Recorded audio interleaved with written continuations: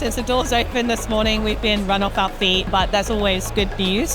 Great footfall throughout the show. Obviously, there's lots about AI at the moment, so lots of people are very interested about finding out about what's hot in the market, which I think is really important. It's a lot busier than last year, a lot busier than we expected. There are a lot of people working from home. This actually brings people together to have conversations in person. All of these different companies, they all tend to offer something slightly different, so it's good to understand what's out there. People are really excited about being able to find out so much information because there are so many people here and there's more than one option in all the different spaces, so they get to evaluate the different options. Every time I come here, I learn something new. There are new brands, new companies coming up with different ways of doing things. Multiple representatives from different industries, and having that conversation is much more fluid. Understand what are the challenges in each company. Seeing it from another perspective is so important. Just being able to hear people talk about what they're really passionate about and how our technology can interact with it is brilliant. The crowd is amazing. There's a great energy here, so that's the main reason I would like to be here again next year as well.